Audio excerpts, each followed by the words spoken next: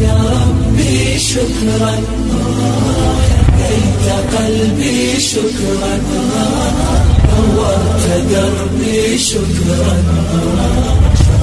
يا رب أنا بصلاتي أسلم وبالسعادة أنعم أفخر بأني مسلم شكرا يا رب شكرا يا ربي شكرا هديت قلبي شكرا نورت دربي شكرا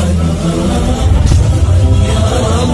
السلام عليكم ورحمة الله وبركاته.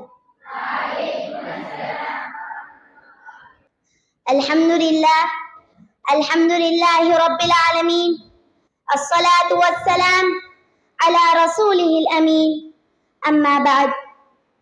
قال الله تعالى في القرآن المجيد والفرقان الحميد: فأعوذ بالله من الشيطان الرجيم، بسم الله الرحمن الرحيم.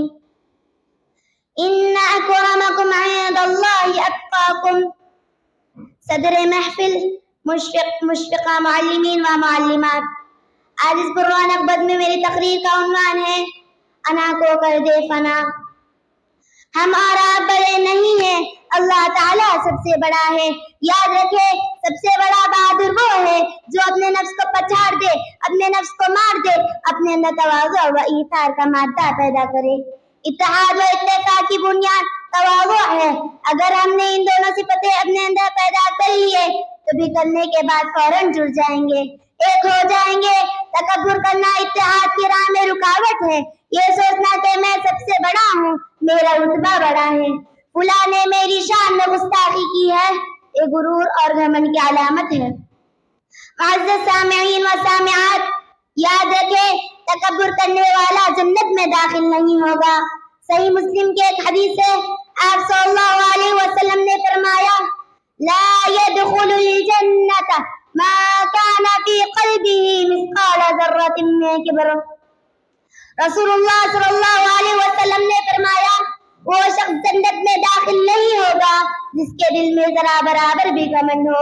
صحیح مسلم۔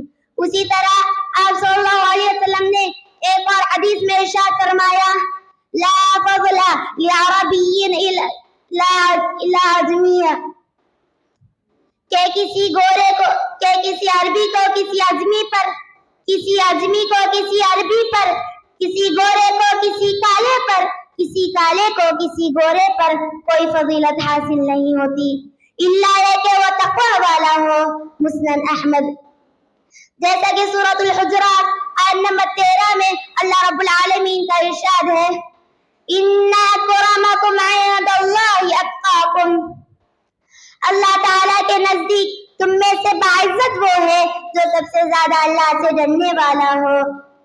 لہذا ہم تمام کو چاہیے کہ ہم اللہ رب العالمین کا تقوی اختیار کریں، انا، تکبر اور غرور جیسے برے افعال سے بچیں اور اپنے اندر تواضع پیدا کریں، کیونکہ یاد رکھے، انا کو کر دے فنا ورنہ، انا کو کر دے فنا ورنہ ہم سب ہو جائیں گے فنا۔